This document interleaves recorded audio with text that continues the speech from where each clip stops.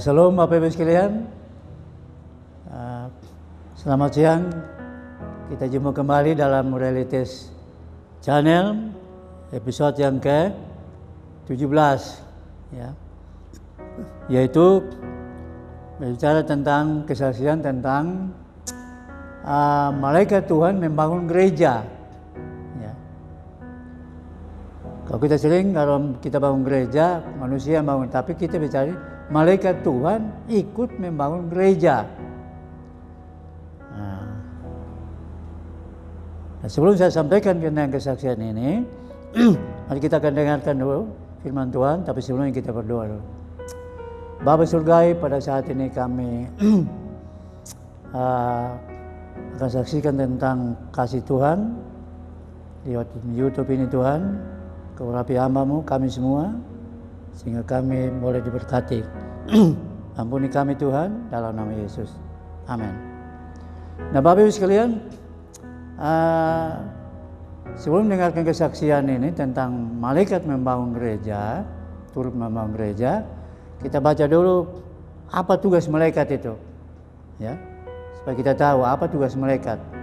Nah, kita buka di dalam firman Tuhan di dalam Ibrani pasal 1 ayat 13-14. Demikian firman Tuhan. Dan kepada siapakah di antara malaikat itu pernah ia berkata, duduklah di sebelah kananku sampai kubuat musuh-musuhmu menjadi tumpuan kakimu. Bukankah mereka semua adalah roh-roh yang melayani, ya, yang diutus untuk melayani mereka yang harus memperoleh keselamatan. Ya. Jadi malaikat itu adalah roh yang melayani. Ya. Ya. Kemudian apa buktinya malaikat itu melayani manusia atau membangun gereja? Ya. Apa buktinya bahwa malaikat itu melayani kita orang yang percaya?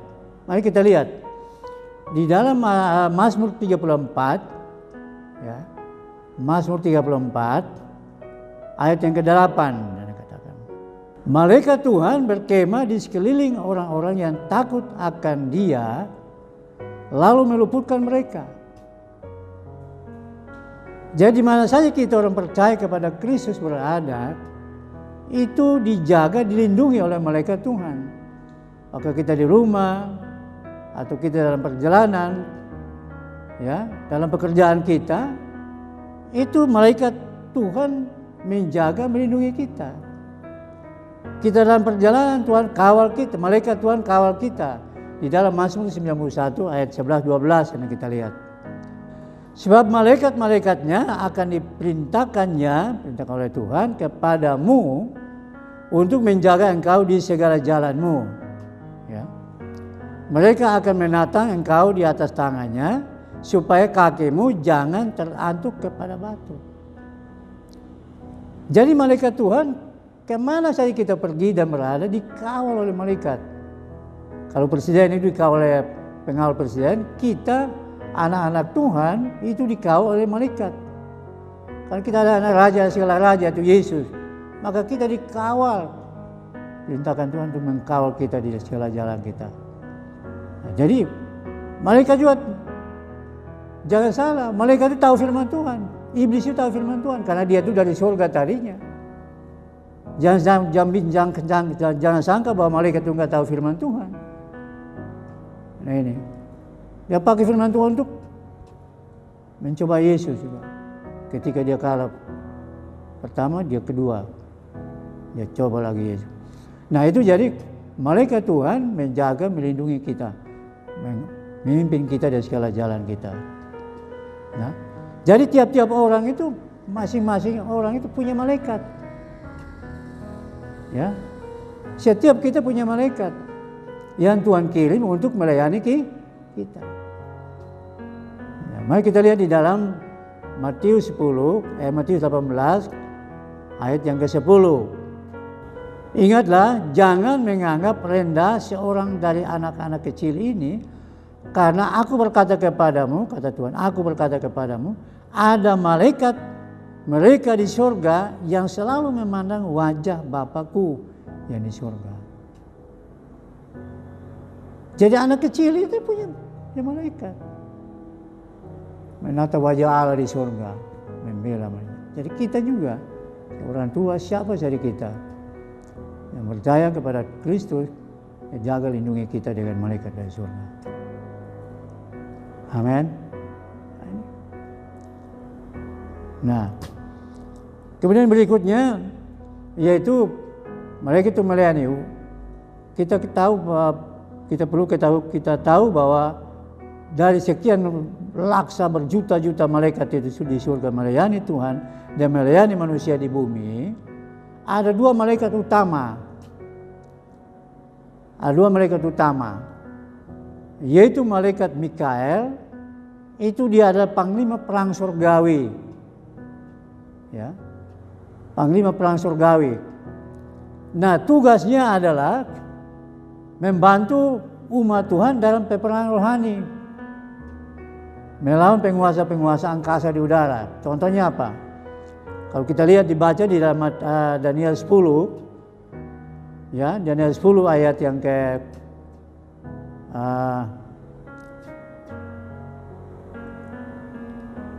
sampai 31.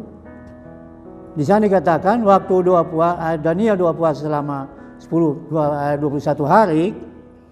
Waktu itu sebenarnya hari pertama itu malaikat Daniel sudah datang, Tuhan perintahkan untuk menyampaikan firman Tuhan kepada Daniel. Tapi ada penguasa angkasa di udara yang menghalangi malaikat Daniel untuk menyampaikan pesan Tuhan, firman Tuhan kepada Daniel. Nah, pada waktu hari yang ke-21 baru di situ Tuhan perintahkan malaikat Mikael untuk membantu malaikat Daniel yang dihalangi di angkasa. Ya. Nah, baru malaikat Mikael itu diutus untuk menyampaikan berita firman Tuhan itu kepada Daniel. Jadi tiap-tiap negara itu punya malaikat. Ada malaikat jahatnya. Jadi penguasa angkasa di wilayah tiap negara itu punya penguasa angkasa yang di udara. Nah, ini tugas mereka itu mengacaukan untuk menghancurkan bangsa-bangsa di mana. Jadi itu mempengaruhi seluruh dunia. Nah, itu maka kalau itu dalam peperangan rohani itu, kalau dalam pribadi atau dalam satu keluarga yang mengenai peperangan rohani, maka Tuhan kirim panglima perang yaitu Mikael untuk membantu. Malaikat utama yang kedua adalah Jibril. Yaitu Jibril menyampaikan berita-berita kepada orang-orang yang berkenan kepadanya. Masih contohnya Maria. Waktu dia mengandung, dia belum menikah, dia belum mengandung, Yusuf mau menceraikan Maria diam-diam, tapi kemudian Tuhan kirim malaikat Jibril untuk menyampaikan berita kepada Maria bahwa anak di dalam kandungan itu adalah oleh Roh Kudus. Jangan takut engkau Maria, karena anak di dalam kandunganmu itu adalah, kalau dalam baca di dalam Matius 1 ayat 10 ya, ayat 20, Matius 1 ayat 20 sampai 23 di sana.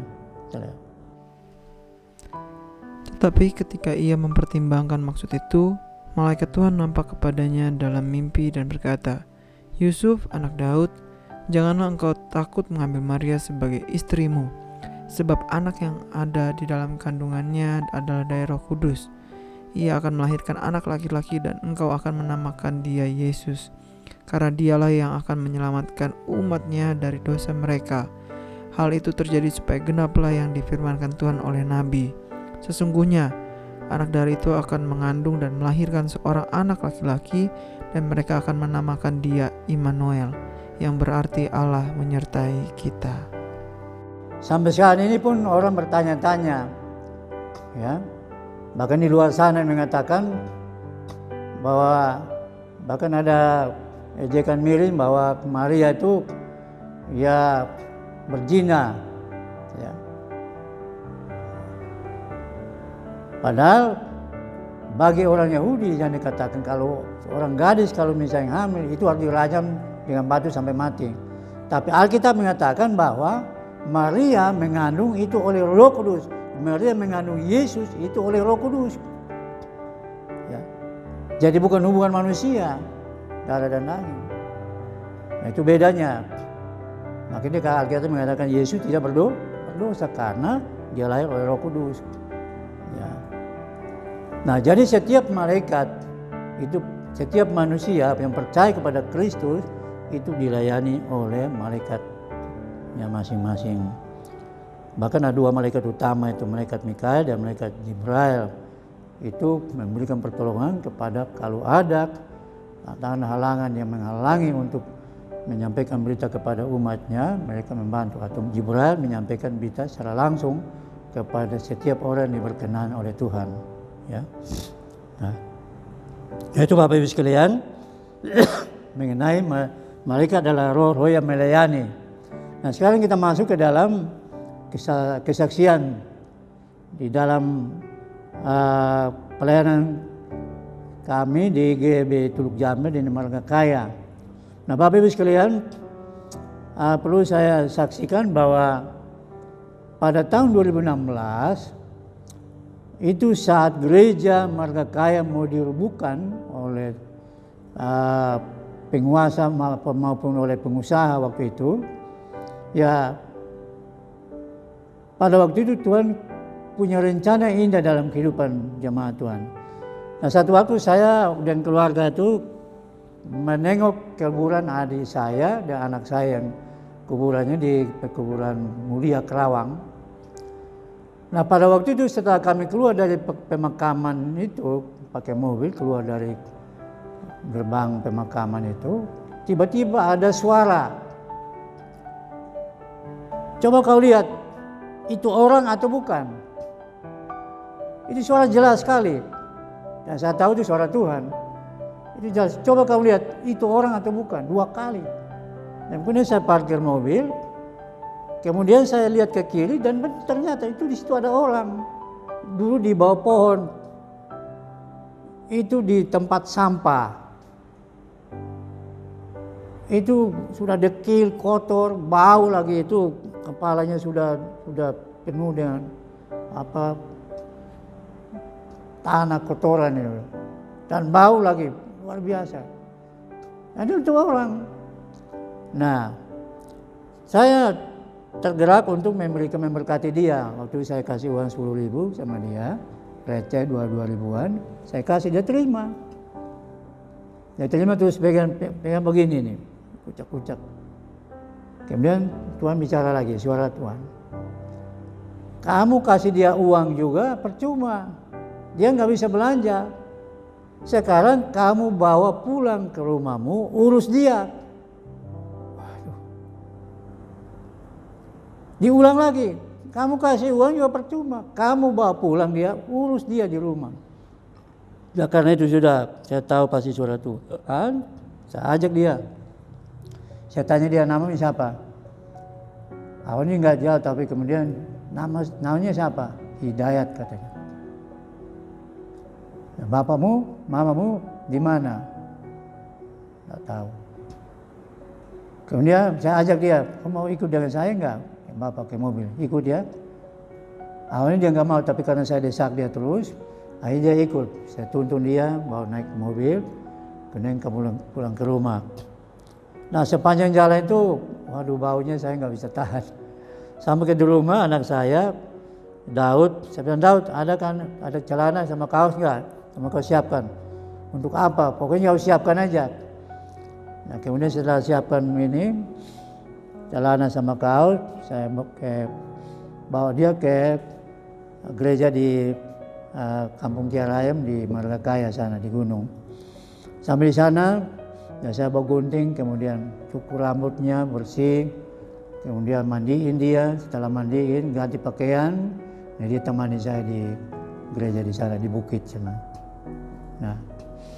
Nah, Bapak Ibu sekalian, setelah di sana rupanya beberapa hari itu jemaah di sana itu nggak senang karena satu waktu dia ke warung ambil atau barang orang, kemudian tidak kasih tahu. Nah kemudian orang nggak senang, kemudian saya bawa turun lagi ke sini, ke gereja ini di belakang di pastorin. Nah di sini saya urus dia, kasih mandi dia, kasih makan, kasih pakai dia, ya seperti urus bayi aja, orok aja. Nah yang menjadi yang sangat terkesan itu, yang sangat ini orang ini seluruh badannya borok. Itu dari kepala sampai ke kaki itu borok, sampai kepada kemaluan semua itu borokan. Jadi setiap saya mandiin dia itu harus habis mandiin dia, kemudian saya harus kasih salep, ya, kemudian obatin borok-boroknya itu, baru kasih pakaian. Nah, secara singkatnya Bapak Ibu sekalian, kadang-kadang dia pergi dari sini, kalau dia hilang saya cari ketemu di sana di bawah pohon itu. Bawa lagi. Nah pada waktu itu, waktu saya bawa di rumah, nah saya ajak lagi ke Margakaya, di gereja GB Margakaya di Gunung. Nah pada waktu itu tahun 2017, udah kurang lebih satu tahun. Nah saya ajak ke sana di GB Margakaya, di sana gereja itu mau digusur. Mau digusur. Nah waktu itu saya video, nah dia duduk di depan gereja. Dia duduk kayak begini di depan gereja. Nah waktu itu saya syuting dia juga di gereja yang mau dirubuhkan, karena saya dapat surat peringatan mau dirubuhin itu. Ya saya syuting dulu waktu itu gerejanya. Nah setelah itu urus dia di sana. Kemudian ajak doa sama-sama, tidur dia di dekat saya, tidur sama-sama. Kemudian saya ke sini bawa lagi dia ke GB Teluk Jambe. Nah, singkatnya pada waktu tahun 2017 bulan Juli saya ke Kupang karena kakak saya itu meninggal di sana, kakak perempuan, Ibu Maria Ola meninggal. Kemudian saya ke Kupang bulan Juli, saya titipkan sama panti orang stres, orang gila itu di Lemah Abang yang diurus oleh Pak Pendeta Edward Menurung. Saya titip di sana, dan saya ke Kupang. Nah setelah saya pulang dari Kupang, Pak Edward telepon saya, Pak ini Dayat nggak makan ini, nggak mau makan. Dan saya jemput dia. Saya jemput dia ke sana, bawa anak rohani saya, 2 orang mahasiswa dari STT Paulus. Nah saya ke sana jemput dia. Nah anehnya sepanjang jalan itu dia bisa bahasa Inggris. Jadi bahasa Inggris terus, kemudian diketawain oleh 2 anak rohani ini, mereka juga berbahasa Inggris sambil bicara sambil guru. Nah sampai di sini saya berlanjutkan lagi, tetap saya layani dia. Tapi mulai saat itu dia sudah mulai bisa makan sendiri. Jadi tadinya saya kasih mandiin, kemudian kasih makan, kemudian lama-lama dia berubah, sudah pulih kembali. Nah dia bisa makan sendiri, kemudian dia bisa mandi sendiri. Ada perkembangan. Nah di situ saya ajak untuk doa sama-sama di gereja nih, di belakang, di rumah doa, ruang doa ini. Nah kalau kita doa, dia baca Alkitab. Saya suruh doa, dia baca Alkitab, bisa baca Alkitab. Kemudian bisa main gitar. Ya itu jadi penghiburan juga bagi saya. Jadi saya senang juga dipulihkan. Dia bisa Alkitab, bisa doa sama-sama, bisa baca Alkitab, dia bisa main gitar. Kemudian bisa dialog sama-sama. Itu sudah pulih betul. Nah setelah saya tahu bahwa dia sudah pulih betul, satu waktu, ini saya habis doa di sini, malam jam 10 saya kembali ke rumah, yaitu dengan sama-sama dengan dia, Hidayat ini. Sampai ke rumah, nah sampai di rumah, di mobil, saya mengajak dia untuk tidur bersama-sama dengan saya, karena ya istri saya sudah meninggal, kemudian supaya temani saya, tidur sampai satu tempat tidur, karena saya tahu dia sudah bersih, sudah pulih, sehat, jadi temani saya di satu tempat tidur. Saya ajak dia untuk tidur sama-sama, dia nggak mau. Dia bilang, saya di mobil aja Pak, katanya. Ya sudah, saya ikutin. Dia tidur di mobil. Kemudian saya, nah pagi-pagi jam 4 itu biasa saya bangun pagi, jam 3, jam 4 saya doa. Nah, saya samperin dia, mau saya ajak sama-sama doa di gereja ini di GB Teluk Jambe. Dia selama 324. Nah, begitu saya lihat dia sudah nggak ada. Waduh, saya gelisah, kemana dia ini?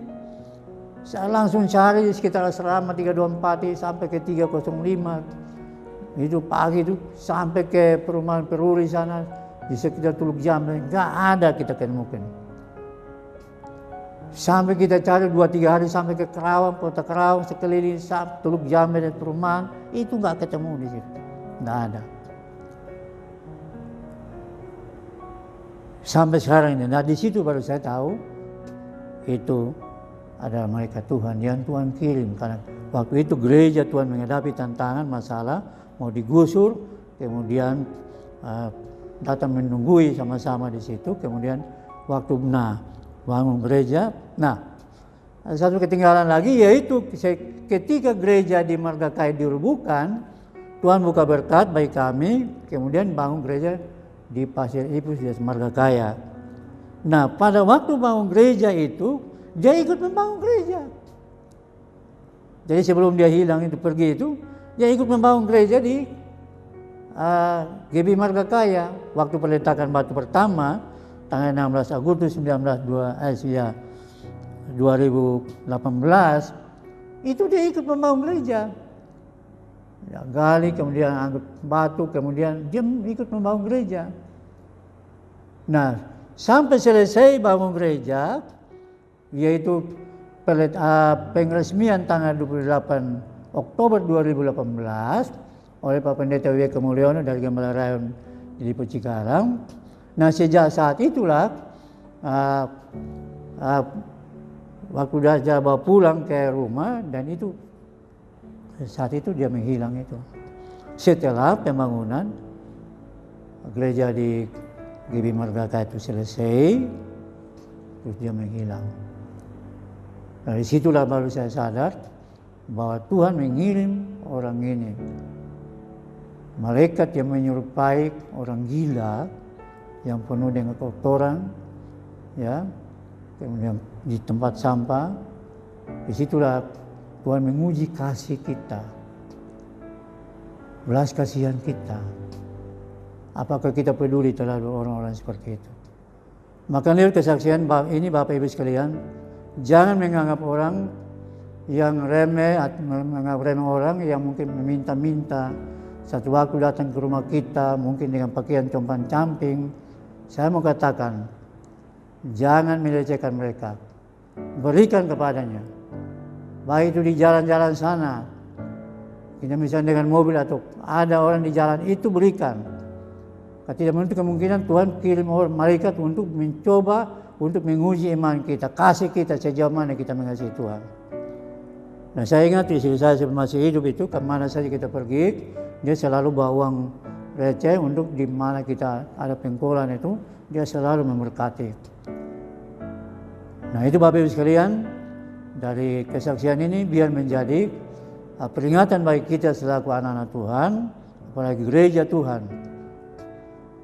Ya, Tuhan kadang-kadang menguji iman dan kasih kita, sejauh mana kita mengasihi sesama. Marilah hari ini kesaksian ini bisa memotivasi kita untuk kita mau menolong, memberikan sedekah kepada orang berkekurangan, orang-orang miskin, anak-anak jalanan, dan mereka yang tidak diperhatikan orang lain. Dan itu mari kita melihat contoh dan teladan Yesus. Dia adalah Allah yang benar. Dia datang ke dalam dunia. Dia melaksanakan karya penyelamatan Allah. Lewat lahir, mati, bangkit, dan naik ke surga. Sekarang dia ada di surga, tapi tidak lama lagi akan datang kembali untuk menjemput saudara dan saya. Ini tanda-tanda semakin dekat, semakin nyata. Untuk itu, kita berjaga-jaga. Yesus segera datang untuk menjemput kita. Shalom, Tuhan memberkati. Amin.